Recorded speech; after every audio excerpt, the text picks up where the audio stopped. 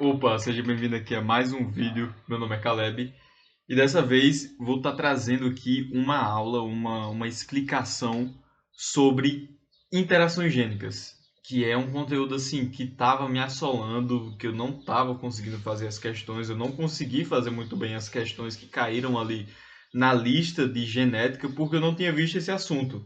E aí eu levei um pouco de pancada, mas foi bom porque eu consegui revisar, né? Consegui revisar alguns outros conceitos de genética e aprendi outros novos, que no caso é os conceitos ali da interação gênica. E primeiramente, vou trazer aqui as principais interações gênicas que são relevantes para a prova do Enem e vou diferenciá-las de algumas outras coisas que você pode ter dúvida.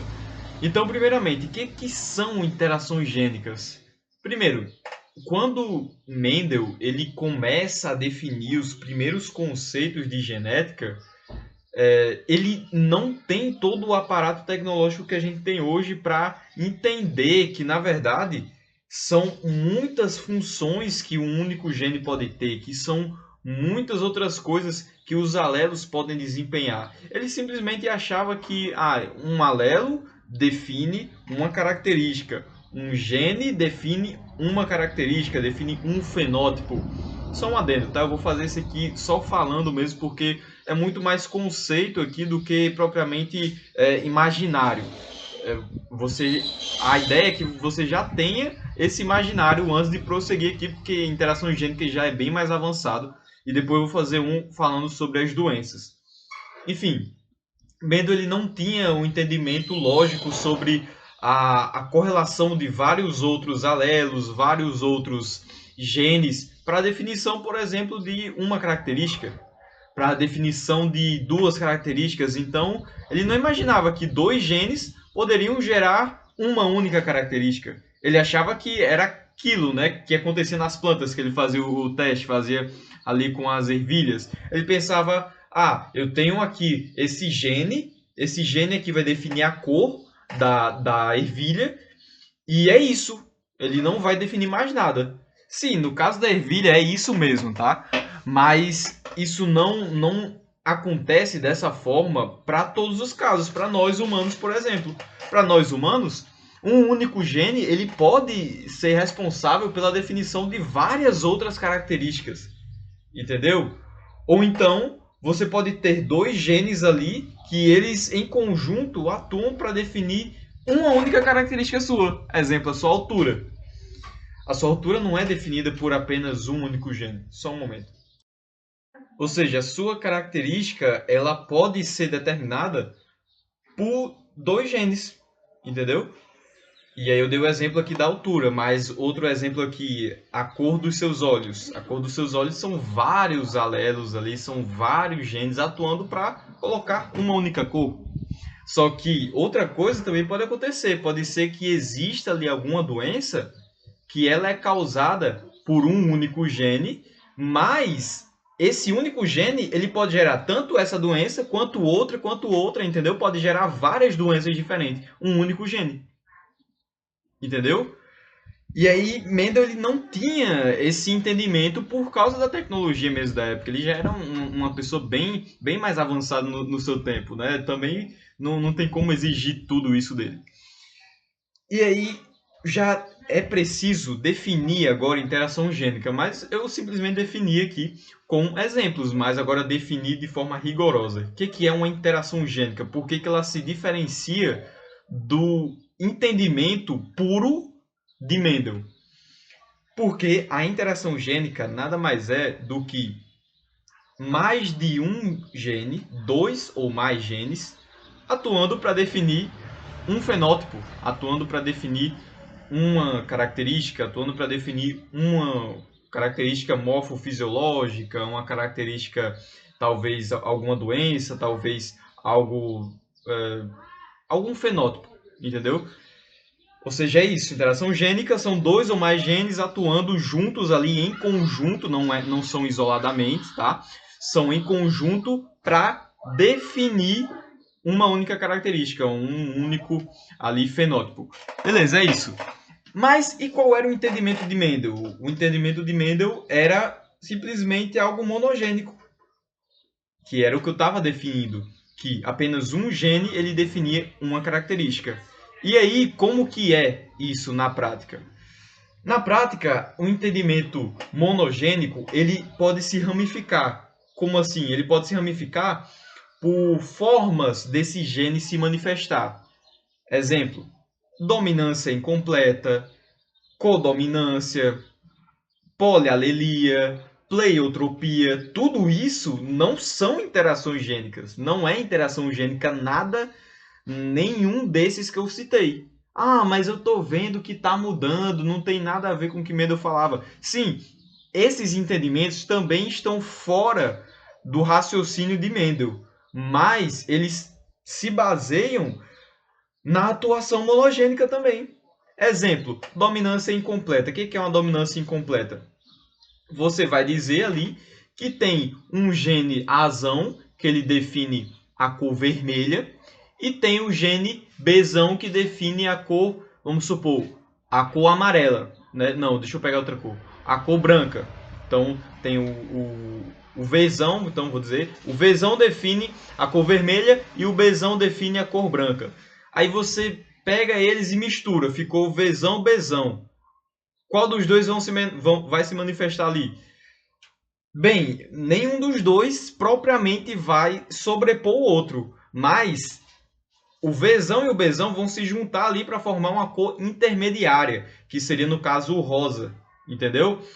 Do mesmo caso, nesse mesmo caso, você tem um único gene, que seria ali o gene que define a cor, definindo uma única característica, que é a cor. Eu não estou falando assim, tem esse gene aqui que ele define a cor, mas aí tem esse outro aqui que ele define algo nada a ver, que pode inibir a ação desse que define a cor, e aí quando ele inibe a ação do que define a cor, ele por si só manifesta uma outra cor. Não, não é isso, não é algo mais complexo, é algo simples.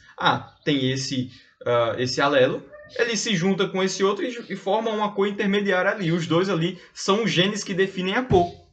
Entendeu? Outro exemplo, codominância. Codominância é a mesma coisa, só que a diferença é que o Vzão ele não vai se sobrepor ao Bzão e nem o Bzão vai se sobrepor ao Vzão. Você vai ter as duas características ali intercaladas, vai ter o aparecimento das duas ali, não vai ser uma junção. Isso também é uma relação monogênica. Outro exemplo, polialelia. Muita gente pode pensar que polialelia é uma interação gênica, porque tem vários alelos ali. Mas o que é o conceito de interação gênica? É vários genes atuando para definir uma única característica. Se você tem vários alelos, isso não são vários genes. Alelo é diferente de gene. O que é o gene? Gene é a porção codificante do seu DNA. É simplesmente a parte que presta, a parte que funciona para alguma coisa no seu DNA, que ele pode ser transformado em uma proteína de fato, uma proteína útil ali. E o que são alelos? Alelos são as variedades desse gene. São as formas diferentes que esse gene pode agir, mas ele vai sempre expressar a mesma coisa. Só que, se você tem um gene que ele fala sobre a sua cor, os alelos seriam as diferentes cores, entendeu? São as diferentes cores e não o próprio gene. O próprio gene só diz assim, essa sequência de código aqui, esse código, ele define qual vai ser sua cor. E aí, a sua cor, de fato, vai ser influenciada por um alelo. E aí, o que é polialelia? Polialelia são vários alelos diferentes para definir a mesma coisa. Só que você tem uma variedade enorme. Não é que nem em Mendel, que você tinha um par de alelos. No caso de polialelia, você não vai ter só azão, azinho. Você vai ter azão, azinho, vai ter um super azão maior, vai ter um azinho minúsculo ali, vai ter um azinho ali intermediário. Vários. Não é somente um azão e um azinho. Não são apenas extremos. Você tem várias escalas ali para definir a mesma coisa. Exemplo, a cor da sua pele, né? A cor da sua pele. Você sempre vê aí que você fala assim, eu sou branco. Beleza, você se identifica com branco, né? Você é branco de fato. E aí tem outra pessoa aqui do seu lado que diz que também é branca. Mas se você perceber, se você visualizar, elas duas têm tonalidades diferentes. E aí, desconsiderando o Sol, né, como um agente, mas elas vão ter tonalidades diferentes, mas vão ser brancas. Qual o fator que influencia isso? São justamente esses vários alelos diferentes. Porque no caso de uma pessoa, ela vai ter, vamos supor, o azão para definir uma tonalidade de branco. Na outra pessoa vai ter o superazinho. E aí outra pessoa vai ter o superazão, ela vai ser talvez mais branca ainda. E isso é o conceito de polialelia. Ainda não são, todos esses aqui que eu falei não são polialelia, ou perdão, não são interações gênicas, são apenas fatores monogênicos ali que estão ali no mesmo gene, não são genes alelos que estão ali do lado. Perfeito. Outro entendimento monogênico é o da pleiotropia. E esse aqui pode confundir muito. Eu só entendi que ele não é uma interação gênica quando eu lembrei do conceito de interação gênica, que são dois ou mais genes atuando para definir uma única característica. E o que é pleiotropia? É justamente o oposto. A pleiotropia é um gene que define várias outras características. Um único gene que define várias outras doenças, um único gene que define vários, talvez, formatos de cabelo. Não sei se realmente é uma pleiotropia que acontece no cabelo, mas, enfim, é um exemplo. Pleiotropia é isso, é um único gene que ele vai definir ali, ele pode manifestar diferentes fenótipos. E aí, é isso, você já percebe que ele não pode ser uma interação gênica porque somente um gene vai definir outras características. Você pode se confundir aí, né, pensando, mas tem várias características ali agindo. Mas, enfim, é o mesmo gene ali, é o mesmo gene que vai estar definindo elas. Perfeito. Todos esses aqui são entendimentos monogênicos. Agora a gente vai entrar de fato nas interações gênicas, que são fáceis de entender, mas você precisa ter atenção. Vamos lá. Interações gênicas, a gente já sabe que são dois ou mais genes se manifestando ali juntamente, agindo para manifestar uma característica. Só que outro conceito é que não necessariamente são genes que estão no mesmo locus gênico. Entendeu? O que é um locus gênico? Locus gênico é um gene que está ali no mesmo local no cromossomo, que está ali na mesma região do cromossomo. Isso é um locus gênico, é o local onde o gene se encontra em um cromossomo. O que é cromossomo? DNA condensado por estonas ali que envolvem o DNA. Isso é um cromossomo, um locus gênico, o local onde o gene se encontra. Loci, a palavra loci é o plural de locus gênico, no caso plural de locus, tá? Então, de forma mais rebuscada, interação gênica é a atuação de dois ou mais genes em dois ou mais loci, entendeu? Perfeito, isso faz todo sentido, né? E aí, o primeiro, vamos pensar aqui na primeira interação gênica que é boa de entender. Herança quantitativa. Uma herança quantitativa, só pelo nome, né, ali a palavra quantitativa, você já pensa que é quantidade. E é isso mesmo. Uma herança quantitativa são vários genes ali diferentes que não estão no mesmo cromossomo homólogo ali, né? Não são homólogos necessariamente, não estão no mesmo locus gênico. O que é uma herança quantitativa? São genes que eles acrescentam, que ali quantitativa, né, lembra de quantidade, então eles acrescentam alguma coisa no organismo. Eles só acrescentam, eles não retiram, entendeu? Então é muito importante você ter isso para você diferenciar de epistasia, por exemplo. Herança quantitativa só acrescenta, só acrescenta. Pode ser azão, pode ser azinho, independente de qual seja a forma do alelo, se ele vai ser dominante ou recessivo, ele simplesmente vai acrescentar. Mas aí você pensa, tá, então se ele vai acrescentar, qual a diferença? Então é melhor que eu tenha um azão ou que eu tenha um azinho, se os dois não vão ter ali diferença, se os dois vão acrescentar? Na verdade, eles vão acrescentar, vão ter a mesma função ali, vão somente acrescentar características, somente intensificar, essa é uma palavra boa, né? Só vão intensificar a manifestação fenotípica, mas em diferentes graus. Como assim? É só você pensar, o azão ele é o maior. Então, quando é um alelo dominante, no caso da herança quantitativa, esse azão ele vai intensificar muito mais a manifestação de uma certa característica do que o azinho, mas o azinho ele também vai mostrar, ele também vai expressar uma característica, mas em um grau menor, entendeu? E aí eu vou dar um exemplo para ficar claro. Sua altura. Na sua altura, com certeza existe uma interação gênica do tipo herança quantitativa, que você tem ali um gene azão, pensa aí, um gene azão, que ele acrescenta, vamos supor, 50 centímetros na sua altura. E aí você tem, vamos supor, 2 desse azão. Então você vai ter aí 1 metro só porque você tem esse azão, esses 2 azão. Mas aí você também tem azão, e aí depois ele se junta com 2 Bzinho.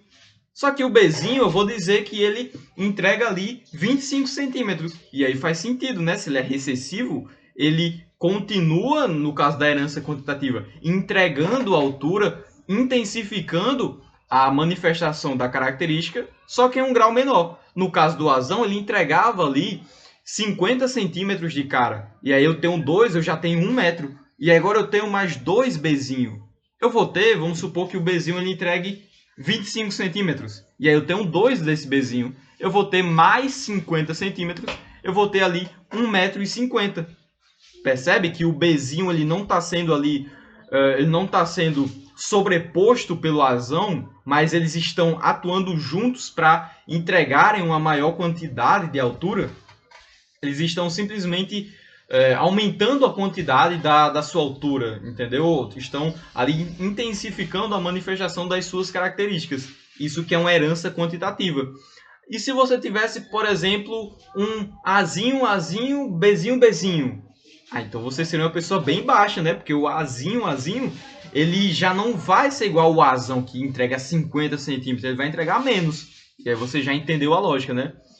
Enfim, isso que é herança quantitativa. São quando quando os genes eles atuam de modo a acrescentar, eles simplesmente colocam, eles adicionam característica. E aí se for um alelo dominante ali, ele vai entregar, ele vai intensificar mais do que o alelo recessivo. Entendeu? E aí é muito bom você usar o exemplo da altura, porque a altura é muito didática para você entender esse tipo de manifestação, né?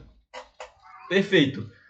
Outra, e aí já matamos uma interação gênica. Agora vamos para o seu oposto. Qual é o seu oposto? Epistasia.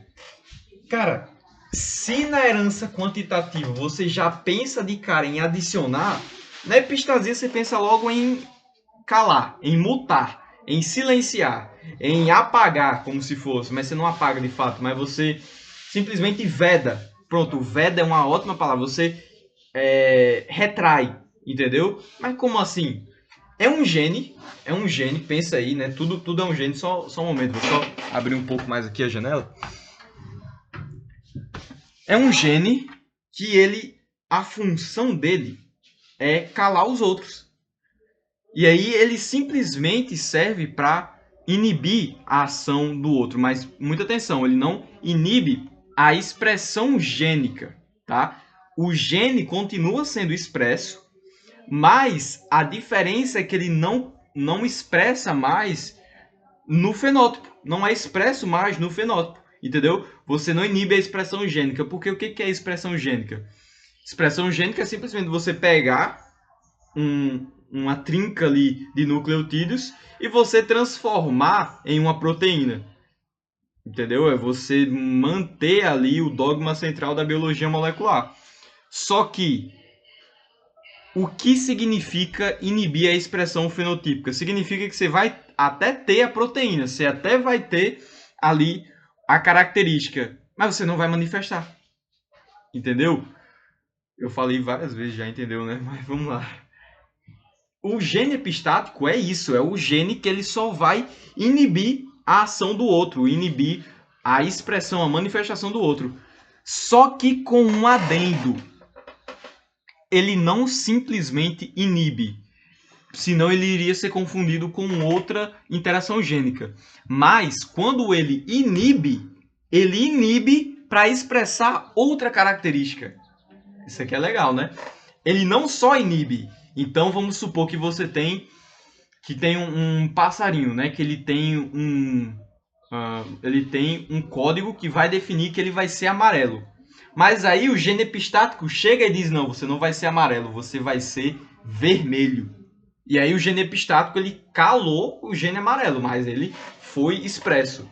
E aí você pode pensar, mas isso não tem a ver com dominância ou não? Não, não tem a ver com dominância. Por quê? Porque você pode ter alelos recessivos que eles podem ser epistáticos. Ou seja, eles podem calar a ação de outro gene, de outra junção de alelos que sejam dominantes. Pegou aí a ideia? E aí é isso. Você tem simplesmente uma junção ali de alelos, um gene que ele serve simplesmente para calar os outros, mas ele, ao mesmo tempo que ele cala, ele se manifesta. Ele, quando cala, ele mostra outro fenótipo que não estava delimitado. O que é muito bom você pensar isso. Não estava delimitado para o passarinho ser vermelho. Estava delimitado que ele ia ser amarelo. Mas o gene epistático não quis saber disso. Ele simplesmente inibiu a ação do outro ali, a manifestação do outro, e transformou o passarinho em vermelho. Entendeu agora? E é isso. E aí pode ter epistasia dominante e epistasia recessiva. Qual a diferença? Quando o alelo ele está em dose dupla, tanto no dominante quanto no recessivo, ele inibe a ação do outro, de outro gene. E aí, por isso que não é necessário ser dominante, porque se você só tiver um único Bzão, vamos supor que Bzão seja uma epistasia dominante, e aí quando você tem dois Bzão, você tem o silenciamento do outro gene ali, da outra manifestação, do outro fenótipo. Só que se você só tiver um Bzão e depois vier, vamos supor, Bzão, Bzinho, Azinho, Azinho, você não vai ter o gene epistático agindo. Você precisa ter Bzão, Bzão, Azinho, Azinho para inibir. Porque se fosse igual a Mendel estava dizendo, somente pelo fato de ter o Bzão você já iria inibir ali a ação do Azinho, Azinho, entendeu? Isso aqui é epistasia, tá? E aí é bom você entender duas proporções da epistasia. Se for uma epistasia recessiva, vai ser 9 para 3 para 4. Se for dominante, vai ser 12 para 3 para 1. 12 para 3 para 1, se eu não estou enganado. 12 para 3 para 1, lembrei agora. Por quê? Porque no primeiro caso, né, na epistasia recessiva, por que vai ser 9 para 3 para 4? Não deveria ser 9 para 3 para 3 para 1? Porque seria o ideal, né, na segunda lei de Mendel. Mas é só você lembrar, a epistasia não é recessiva? Então, no caso de ter Bzão, Bzão, Azinho, Azinho, supondo que o Azinho, Azinho seja o gene epistático, tendo Bzão, Bzão, Azinho, Azinho, ou tendo Bzinho, Bzinho, Azinho, Azinho, os dois vão ter a mesma expressão de fenótipo. Por quê? Porque o Azinho, Azinho, né, quando tem um Azinho em dose dupla, você tem um gene epistático, você tem ali uma inibição da característica do Bzão, ou do Bzinho. E aí o Bzinho, Bzinho, Azinho, Azinho vai ser fenotipicamente igual ao Bzão, Bzão, Azinho, Azinho, ou ao Bzão, Bzinho, Azinho, Azinho.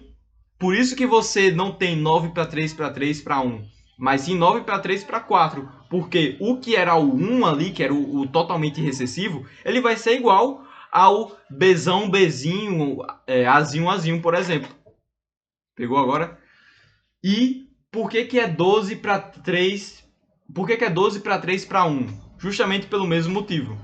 Justamente porque quando você tem ali no dominante, né, você vai, quando tem a dose dupla do alelo epistático dominante, você vai simplesmente reduzir todos os outros fenótipos a ele. E aí vai somar ali naquele 9, entendeu? Que era 9 para 3 para 3 para 1. Você vai somar. Você vai pegar aquelas características que eram, por exemplo, Bzão, Bzão, Azão, Azão.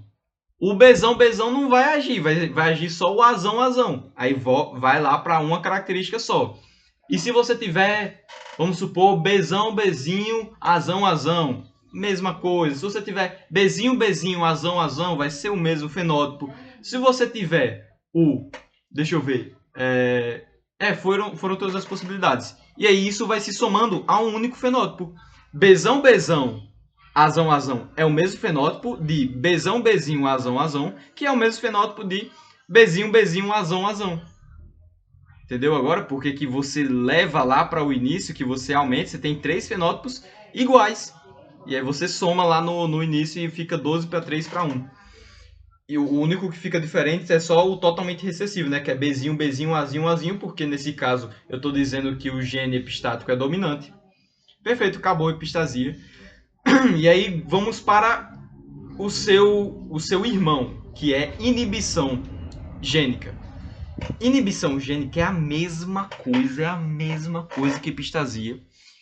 Recessiva ou dominante é a mesma coisa. A única diferença é que ela não gera nenhum fenótipo. Ela não gera, ela simplesmente apaga qualquer existência de um outro fenótipo.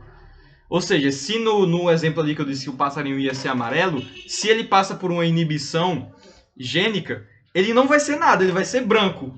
Eu boto ali um gene que vai inibir, ele só existe para inibir aquela característica, ele se junta ali aos dois alelos que vão definir a característica amarelo e não deixa ele ser amarelo.